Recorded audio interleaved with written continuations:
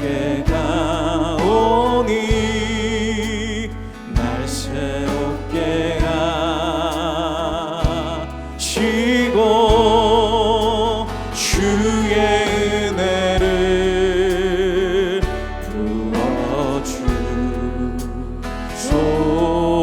부어주소서.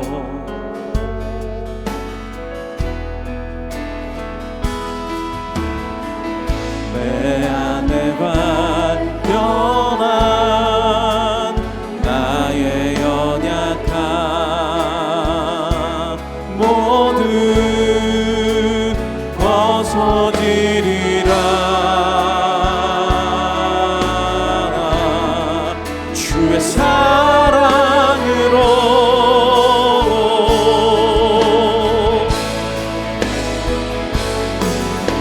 주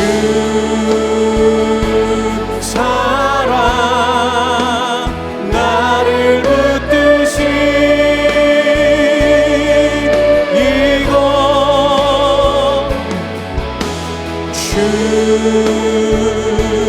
곁에 날 이끄소서.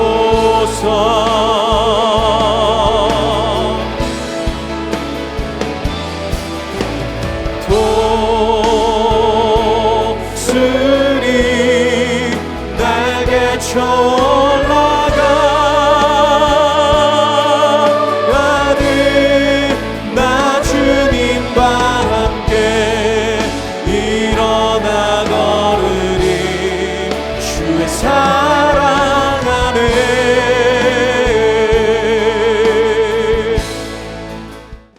제9장.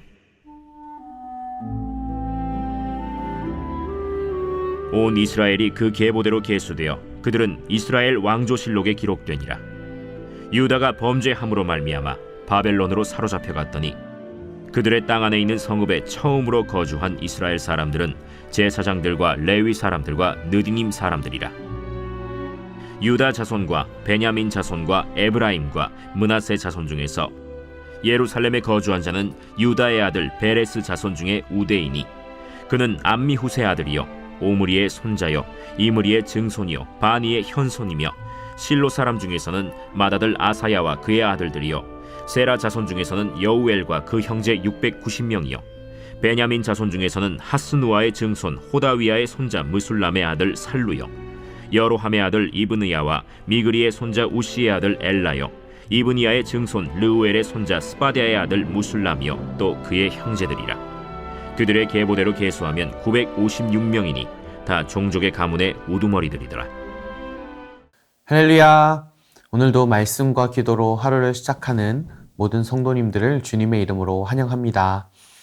오늘 본문인 역대상 9장은 길고 긴 족보의 마지막에 해당하는 부분입니다. 특별히 9장에는 포로 생활 이후 실제로 돌아온 사람들의 이름이 기록되어 있는데요. 이 본문을 묵상하던 중 제 마음에 이런 질문이 떠올랐습니다.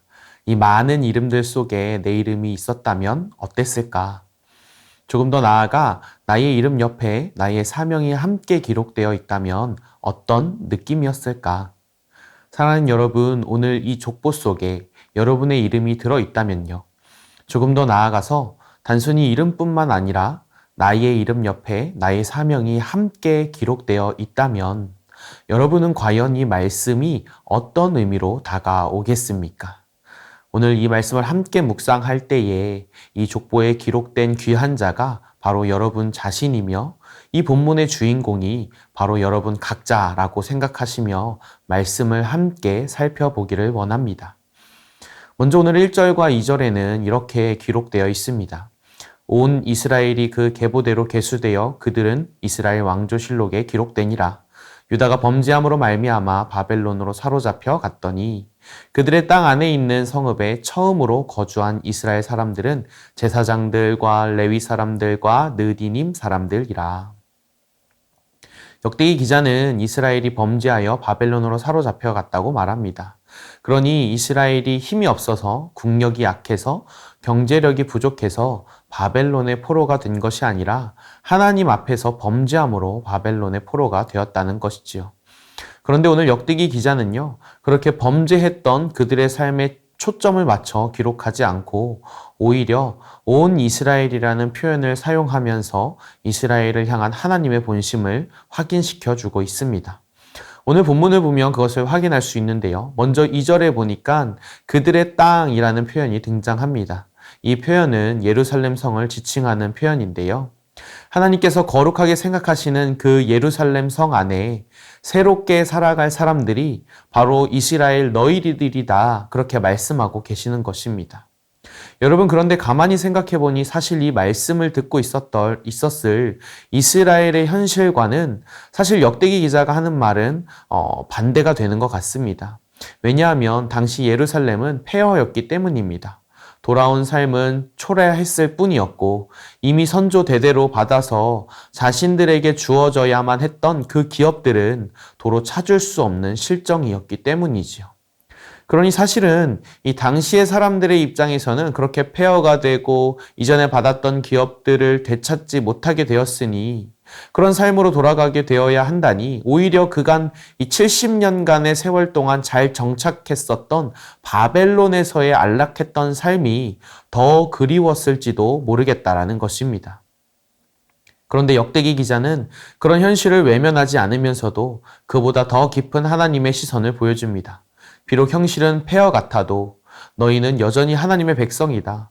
예루살렘은 거룩한 성이다 라고 말하고 있다라는 것입니다. 이것은 사실의 부정이 아니라 언약의 재확인인 것입니다. 다시 말하면 그들은 단순히 땅에서 땅으로 돌아온 존재들이 아니었다라고 말하는 것이죠. 단순히 바벨론 포로지에서 예전에 내가 살았던 땅으로 돌아온 것이 아니라 오히려 언약적 위치로 돌아왔다는 것을 말해주고 있는 것입니다. 이전에는 내 힘으로 살고 내 힘으로 살아보려 했던 그곳에서 이제는 하나님께서 허락하신 언약의 땅 안에서 살아가도록 그들을 회복시키셨음을 확인시켜주고 있는 것입니다. 사실 세상의 관점으로 볼 때 그들은 별 볼 일 없는 도시, 폐허가 된 그 땅으로 다시 돌아온 것 같았지만 하나님 편에서 볼 때 그 범죄하였던 백성들을 다시 부르시고 정말 그 갚을 수 없는 구속의 은혜로 다시 세우셔서 이제는 그 거룩한 땅 예루살렘에서 하나님과 평생을 함께 살면서 이스라엘 자신들을 위해서 살았던 그 삶에서 이스라엘 자신들의 기업을 위해서 살아가는 그런 인생이 아니라 오히려 구속의 은혜에 감격해서 하나님의 기업을 섬기며 하나님 나라를 섬기며 살아가는 자들이 바로 이스라엘 백성들이었다고 그렇게 정체성을 재확인시켜주는 기록이 바로 오늘 본문이라는 것이지요. 그래서 오늘 2절에도 보면 누가 가장 먼저 돌아왔다고 기록하고 있습니까? 제사장들과 레위 사람들과 느디니 사람들이다, 그렇게 기록하고 있는 것입니다. 여러분, 그들은 무엇을 하는 자들이었습니까? 하나님을 예배하는 직무를 맡은 자들이었습니다. 하나님과 이스라엘 백성들과의 관계가 끊어지지 않고 계속하여 이스라엘이 하나님을 예배할 수 있도록 하나님을 예배하는 것을 삶으로 보이는 자들이었습니다. 그러니 하나님은 그들이 가장 먼저 예루살렘으로 복귀시키셔서 온 이스라엘이 제사장들과 같이 레위 사람들과 같이 느디님 사람들과 같이 하나님의 거룩한 성 예루살렘에서 하나님을 예배하며 그렇게 온 이스라엘이 살아가기를 원하셨다라는 그 마음을 확인해 볼 수 있는 것입니다. 여러분, 이러한 사실을 읽고 있었을 그리고 듣고 있었을 그 이스라엘 백성들은 어떤 마음이었을까요? 아마도 그들 안에는 수많은 생각들이 들었을 것입니다. 과연 정말로 우리가 다시 그 땅에 돌아가서 잘 살 수 있을까? 옛날 그 다윗 시대의 영광처럼 하나님의 기업을 회복하며 살아갈 수 있을까? 예루살렘 땅에 발을 디딜 때 과연 그 땅이 우리를 반겨줄까? 폐허와 상처뿐인 그 자리에서 우리가 다시 살아갈 수 있을까라는 생각이 들었을 것입니다.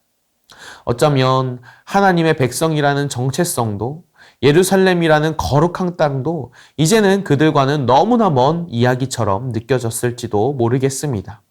그런데요, 하나님은 그들에게 다시 회복의 말씀을 전해주시는 것입니다. 나는 너희를 잊지 않았다. 너희는 여전히 내 백성이다. 비록 너희가 폐허 위에 있었을지라도 나는 너희를 다시 나의 기업 안으로 불러들였다. 그렇게 말씀하시면서 자신의 사랑하는 그 백성, 온 이스라엘을 다시 언약의 자리로, 예배의 자리로 하나님의 임재 안으로 초대하고 계신 것입니다. 사랑하는 여러분, 오늘 우리를 향한 하나님의 메시지도 동일한 줄 믿습니다. 오늘 우리도 하나님의 은혜로 소망이 없던 사망의 자리에서 언약의 자리로 인도되었습니다. 더 이상 죄의 포로가 아니라 율법의 포로가 아니라 그리스도 안에서 하나님의 백성으로 살아가는 자들로 살아가게 되었습니다. 영원한 생명이신 예수 그리스도 안에서 살아가게 되었고 영원토록 하나님의 기업 안에서 살아가게 되었습니다. 오늘 우리가 돌아온 그 땅은 예루살렘이 아니라 예수 그리스도 안에서 회복된 하나님의 나라인 것입니다. 예수님의 십자가는 죄의 포로였던 우리를 자유케 하셨고 부활은 우리가 다시 살아갈 하나님 나라의 백성으로 살아갈 수 있게 했습니다. 그러므로 오늘 이 본문은 단지 역사적 귀환이 아니라 복음 안에서 다시 부름받은 우리의 이야기로 읽을 수 있는 것입니다. 오늘 이 새벽에 그 놀라운 은혜를 허락하신 그 하나님을 붙들며 그 부르심 앞에 다시 마음을 드리고 그 언약의 자리로 걸어 들어가게 되는 여러분들 모두가 되시기를 주님의 이름으로 축복합니다. 이제 역대기 기자는 예루살렘에 정착한 제사장들, 레위 사람들, 문지기들의 이름을 차례대로 나열하고 있습니다. 여기서 우리가 주목해 볼 수 있는 또 다른 한 가지 사실은 하나님의 언약의 자리로 다시 돌아온 자들은 아무 직무가 없는 상태가 아니었다라는 것입니다. 오히려 그들은 하나님의 성전을 섬기는 직무를 가진 자들이었다라는 것을 확인할 수 있습니다.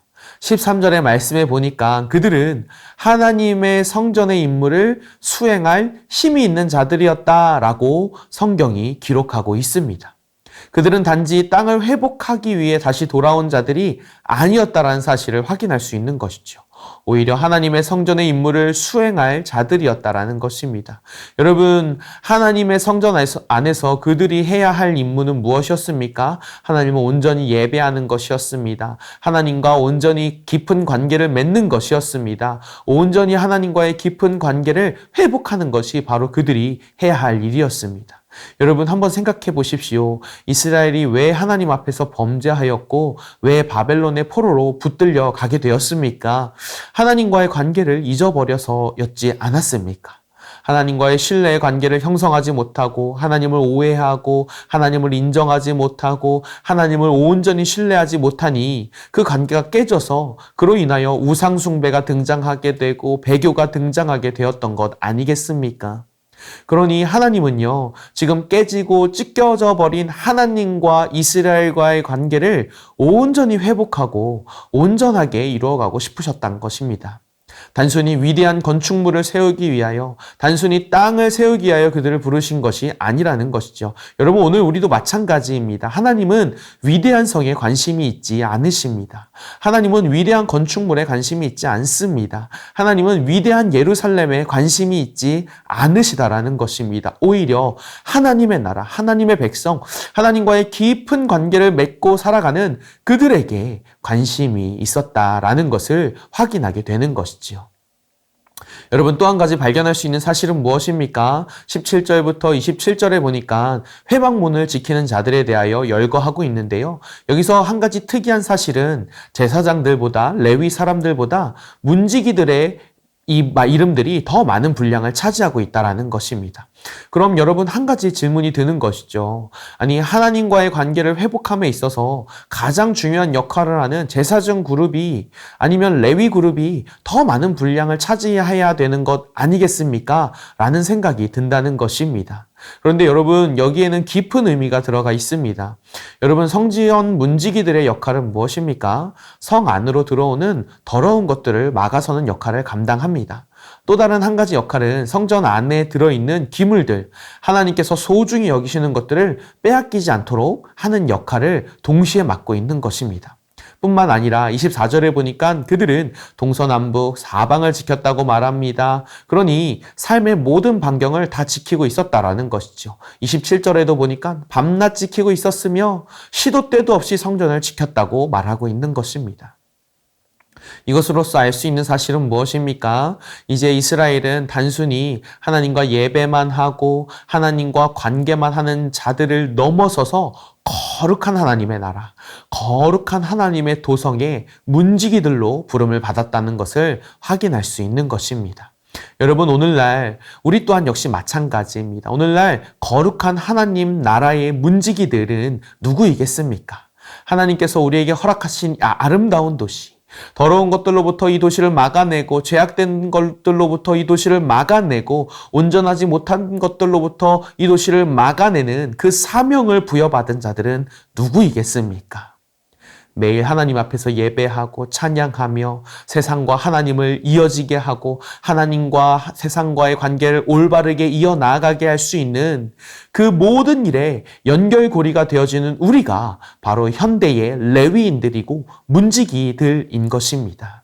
그런 의미에서 여러분, 우리는 오늘도 수많은 문들 앞에 서 있는 자들입니다. 도시의 문, 교회의 문, 가정의 문, 마음의 문, 관계의 문, 세상의 문화와 미디어와 SNS와 같은 수많은 문들 앞에 우리가 서 있습니다. 그리고 그 문들 앞에서 우리는 자주 그 문들을 지키지 못할 때가 있습니다. 나도 모르는 사이에 내 안에 분노의 감정이 들어오고 거짓이 들어오고 정욕이 들어올 때 때때로 그저 받아들이면 되는 것 아닌가, 그저 수용하면 되는 것이고 그런 삶을 살아가게 되면 내가 때로는 열지 말아야 할 문들을 열어줄 때가 있다라는 것이지요. 그러나 여러분, 하나님은 우리를 실패로 보지 않고 또다시 우리를 불러 말씀하십니다. 다시 그 거룩한 성문을 지켜라. 다시 나의 거룩한 이 도시를, 나의 거룩하고 이 아름다운 도시를 부디 지켜내라 라고 말씀하시는 것입니다. 여러분, 그럼 우리에게 질문이 생겨나지 않습니까? 우리가 어떻게 이렇게 연약하고 부족한데 이 도시를 수호할 문지기로 살아갈 수 있겠습니까? 성경은 이에 대하여 우리에게 이렇게 가르쳐 줍니다. 복음 때문에 그렇게 할 수 있다. 복음 때문에 그렇게 할 수 있다 라고 대답해 줍니다. 여러분, 실제로 그러합니다. 예수 그리스도의 십자가가 죄를 뚫고 들어온 그 어둠의 문을 닫아버리는 사건이 되었고 그분의 부활로 인하여 다시 생명의 문이 열린 사건이 되었습니다. 그리고 그 사건은 우리의 사건이 되어진 것입니다. 그래서 이제는 우리는 문지기의 사명을 두려움으로 감당하는 자들이 아니라 복음의 능력으로 담대히 감당할 수 있는 자들이 되었다라는 것입니다. 우리는 다시 그 자리에 서서, 다시 그 문 앞에 서서 담대히 그 사명을 감당하며 살아갈 수 있는 힘을 얻게 되었다라는 것입니다. 여러분, 우리가 계속하여 주일날 이 이노 목사님의 말씀을 통하여 복음이 어떻게 도시를 변화시키고 복음이 도시 안에서 어떻게 역사를 하는지를 함께 살펴보고 있지 않습니까? 그것은 단순히 사도행전의 이야기로서 끝마쳐지는 것이 아닙니다. 단순히 바울이 그 사역을 잘 감당하였던 역사적 기록으로 끝나는 것이 아니라는 것입니다. 우리의 삶에서도 동일하게 나타날 수 있다라는 것이지요. 하나님께서 거룩하고 아름답게 만들어두신 이 세상 한가운데에서 하나님의 도성을 망가뜨리고 아프게 하는 더러운 것들을 막아내고 하나님의 그 아름다움을 빼앗아가는 자들로부터 그 아름다움을 빼앗기지 아니할 수 있도록 수호할 수 있는 그 놀라운 은혜가 오늘도 우리에게 동일하게 주어졌다라는 것입니다. 여러분, 그렇다면 그 거룩한 것을 수호하며 비진리를 막아내는 삶이 어떻게 가능하겠습니까? 그 비결은 간단합니다. 우리 안에 복음이 있을 때, 우리 안에 예수 그리스도가 가득 차 있을 때 가능하다라는 것입니다. 사랑하는 여러분, 복음은 우리를 움직이게 합니다. 복음은 우리를 살아내게 합니다. 복음은 우리 안에서 우리에게 명철을 주기도 하며 번뜩이는 생각을 주기도 하며 지혜를 주기도 하며 이 방면 저 방면으로 우리를 살아가게 하는 놀라운 능력이 있는 것이 복음인 것입니다. 그래서 그 복음을 오늘도 우리는 우리 안에 채워 넣어야 하는 것입니다. 여러분, 그렇게 복음으로 가득 차게 되었을 때에 문지기의 사명인 거룩을 지키고 진리를 분별하며 하나님께로 의의 길을 밝히는 삶으로 나아갈 수 있게 된다는 것입니다. 사랑하는 여러분, 오늘 이 말씀 속에서 여러분의 이름이 적혀 있습니다. 그리고 그 이름 옆에는 이렇게 쓰여져 있습니다. 하나님의 거룩한 도시의 문지기, 복음의 사람, 예수 그리스도의 사랑으로 밤낮으로 이 도시를 지키는 당신. 그래서 이 하루 우리는 이 직장에서 한마디 말로 거룩함을 지키고 가정에서 작은 결정 하나로 복음을 수호하며 누군가의 아픔에 기도함으로 도시의 문을 지키는 복음의 사람들이라는 사실을 우리는 기억할 수 있는 것입니다. 하나님은 여러분 한 분 한 분에게 이렇게 말씀하십니다. 나는 너를 기억하고 있다. 나는 너를 다시 이 도시에, 이 도성에 문지기로 부르고 있다라고 말씀하십니다. 그 부르심 앞에서 다시 일어나 오늘 하루도 복음을 들고 세상에 나아가서 그 하나님의 아름다움을 수호하시고 거룩한 도시의 문지기로서 살아가시는 우리 더사랑의 교회 모든 성도님들 되시기를 주님의 이름으로 축복합니다. 아멘. 우리 기도 제목 읽고 함께 기도하겠습니다. 주님, 나의 실패와 무너짐보다 크신 주님의 은혜를 믿게 하시고 나도 복음 안에서 하나님의 백성으로서의 정체성을 날마다 잊지 않게 하소서. 아멘. 주님, 하루도 가정과 일터 그리고 생업과 삶의 현장에서 복음의 능력으로 더러운 것을 막아내고 하나님의 거룩함을 지켜낼 수 있는 분별력을 허락하소서. 아멘. 주님, 세상의 유혹 앞에서 깨어있게 하시고 하나님의 거룩함을 지켜내는 영적 문지기로서 살아가는 복음으로 도시의 문을 지켜내는 복음의 사람으로 살아가게 하소서. 아멘.